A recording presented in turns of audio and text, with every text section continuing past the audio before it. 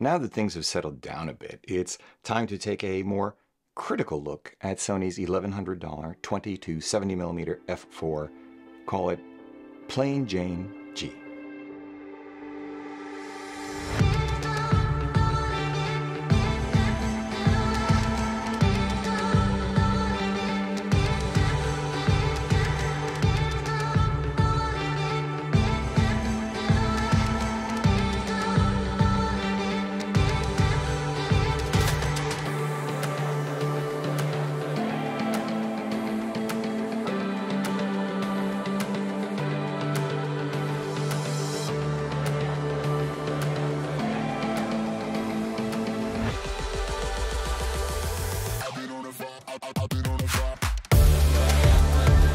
Hey everybody, I'm Hugh Brownstone for Three Blind Men and an Elephant. And today I'm going to talk about that lens with the benefit of 6 or 7 weeks distance since it was first announced. But before we do, a few housekeeping chores.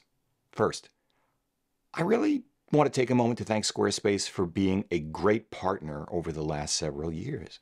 We've actually been using them for the last, it's actually 8 years now, and they have been essential to our growth as a business. So when I say, as I do all the time for those of you who know the channel, that for small or medium-sized businesses, Squarespace is the place to go for all of your website needs, I know whereof I speak.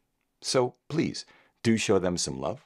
Check them out at www.squarespace.com/Hugh for a free trial. And if you like what you see, you can save 10% off your first order by using the discount code Hugh at checkout. All right, one down, a few to go. Second, I've been getting messages and emails from longtime subscribers telling me that our videos are no longer showing up in their feeds at all. So if you're a subscriber and you don't mind, please check to make sure that the bellification icon is set to all rather than personalized, which I find counterintuitive, and therefore notifications are enabled. Let's see if that helps. Third, it turns out that more than half of you watching our videos aren't subscribers anyway, so if you aren't, please do take a moment to subscribe. It costs you nothing, but it makes a material difference to the channel. Thank you, one and all, for considering these requests. Lastly, our March Streets of New York workshop is now sold out, but Claudia is on a hot streak creating reels on Instagram for our next workshop, Streets of London, coming up soon. In fact, April 15th to 17th. Now, we do have some seats still available there. So yes, please do visit www.3bmep.com/streets23 if you'd like to learn more or sign up. But until then, here's her latest reel, a taste of what it feels like to be in one of our workshops, wherever we are. The excitement, the curiosity, joy of discovery, humanity, warmth, and humor writ large through her photographs, all shot in London, of course.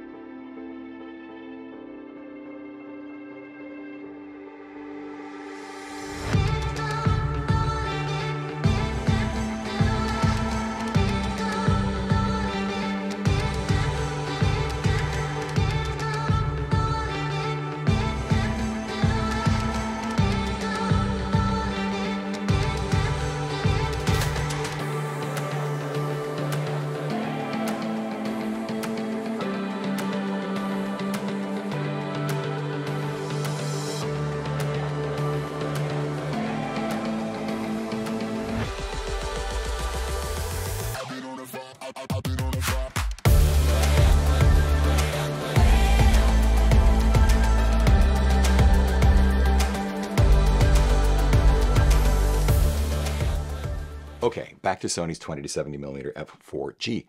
I'll be brief because I think I understand very clearly what it is I'm seeing, although I don't think that many of us really do understand what this lens is. It is not, as so many folks have asserted, for example, a beginner's lens. Far from it. Although, at one level, it clearly is a lens designed for YouTubers and hybrid shooters who still want to do, say, the Casey Neistat thing, or want to use active image stabilization and therefore need, perhaps, to go a little bit wider than the classic 24mm bottom end in order to handle the crop that comes with active IS. or who want a lighter, wider, do-it-all zoom for gimbal work who don't already own, say, Sony's excellent 21.8G and don't mind the deeper depth of field that comes with an f4 maximum aperture. Although, you might be surprised by how much subject background separation you can achieve at f4, even at 20 millimeters, when you get in close. It is not a bargain lens, nor a poor man's G-Master. It is, in fact, in my book, all but a G-Master. To an untrained eye, it is virtually, visually identical to the 24 to 72.8 GM2 that I own, save for size, which even a trained eye might not notice without having them side by side. A 0 instead of a 4 next to the 2 at the wide end of the zoom scale, the inclusion of 28 millimeters on that zoom ring, which the G-Master actually lacks, and the one control the plain Jane G lacks, the G-Master's smooth tight switch for zoom ring tension. Oh well.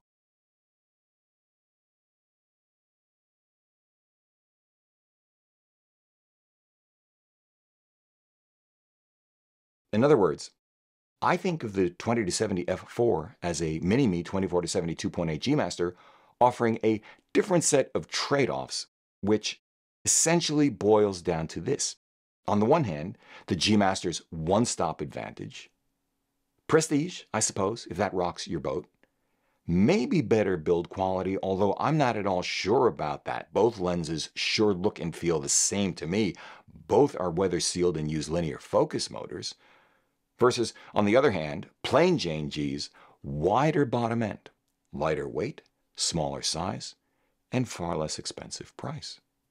Which makes it great for travel, street photography, surprisingly enough, gimbal work. Really, that's about it.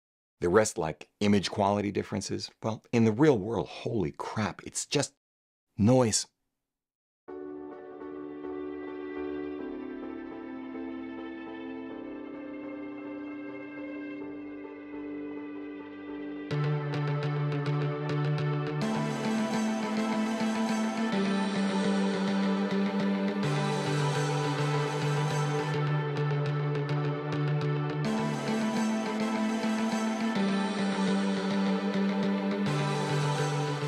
I can't think of another lens in the industry that does what this lens does, but let's be clear about what that is. It's a unicorn. It offers optical performance essentially identical to my own bought with my own hard cash 24 to 70 f2.8 G-Master 2, corner to corner at f4 across 24, 35, 50, and 70 millimeter focal lengths for about half the price and roughly 2/3 the size and weight, while expanding the zoom range ratio from what has been the standard for about 20 years, 2.9x to 3.5x. A more useful 3.5x, I would argue. A 3.5x zoom range that is more difficult to pull off than a 2.9x zoom range.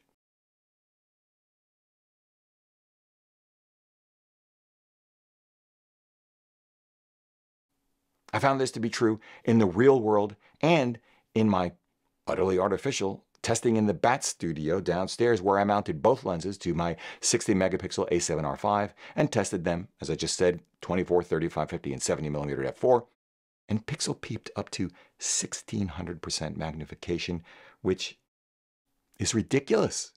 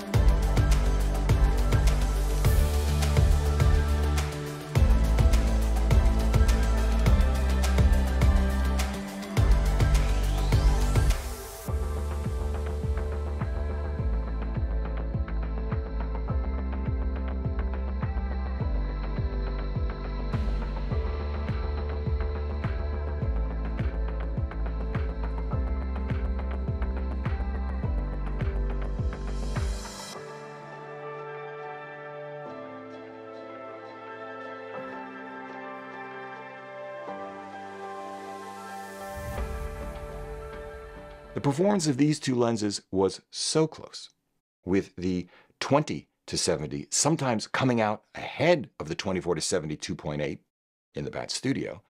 Of course, sometimes the G Master came out ahead.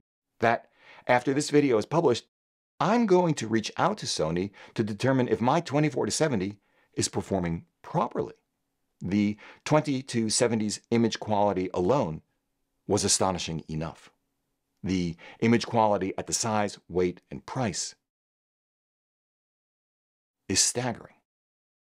No one does as well across all four parameters.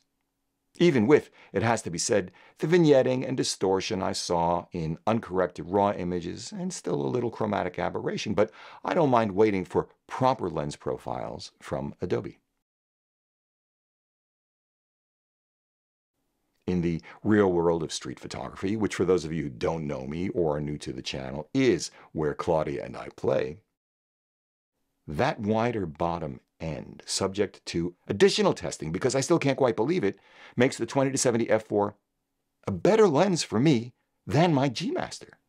While 24mm has in fact been my favorite wide-angle focal length for decades, last year, 2022, I came to realize it wasn't quite wide enough in New York City for the vertical shots with which I was becoming increasingly enamored. I've been looking for a 20mm prime to bridge that gap. Now I'm not so sure that's necessary. At the wide end, the f4 maximum aperture of the 20-70 is no problem for urban landscape because I usually shoot at 5, 6, or 8 anyway for that kind of work. While at the long end, f4 is shallow enough most of the time for environmental street portraiture. Not only does the 20-70 f4G comport itself well against the 2.8 G Master zoom, but at extreme pixel peeping, it is almost as good as, sometimes better than, Panasonic's light, tiny, and surprisingly performant $800 Lumix 24 1.8 prime lens at the same f4, which, fair enough, is not available in E-mount, but it is one of the lenses I do have in-house with the same focal length. Is the 20-70 f4 as good or better than Sony's 21.8G? If memory serves, no. As good or better than Sigma's 20 f2 or 1.4? Again, if memory serves, no. But you have to ask yourself precisely how good does it have to be to meet your needs?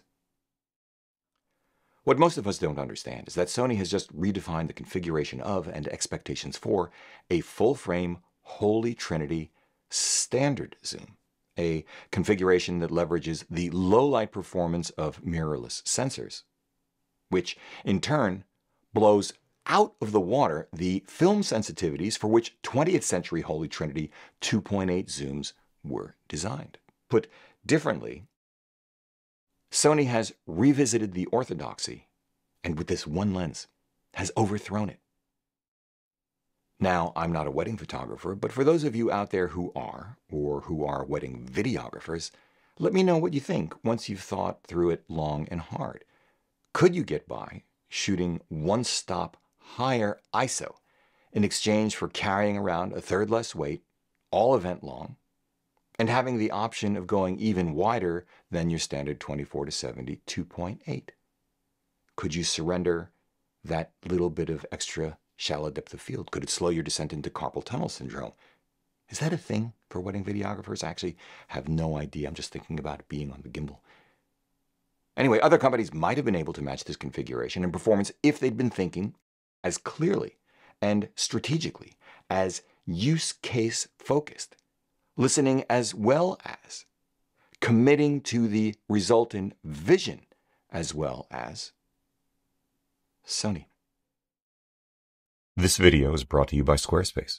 From custom domains to beautiful websites using their easily customizable templates that you can have up and running in minutes, e-commerce, email and email marketing, SEO, analytics, and scheduling, Squarespace does it all and has done it for us for the last 6 years. If you are a small to mid-sized business in any industry, Squarespace is the place to go for all of your website needs. Hop over to www.squarespace.com/Hugh for a free trial. And if you like what you see and want to move forward, Receive 10% off your first order by using the discount code HUGH at checkout. Thanks, Squarespace. If you like what you've seen here today, please give a thumbs up, subscribe to the channel, join the conversation in the comment section below because this is an exceptional audience. If you'd like help with a portfolio review, gear selection, finding or honing your artistic voice, sign up for a one-on-one mentoring video call via Zoom at 3bmep.com/booking. Finally, please consider supporting our work by using the no-cost-to-you affiliate links down below, sending us coffee money via PayPal, or most especially, joining us on Patreon, links down below as well. However you choose to support us, as always, we thank you for it.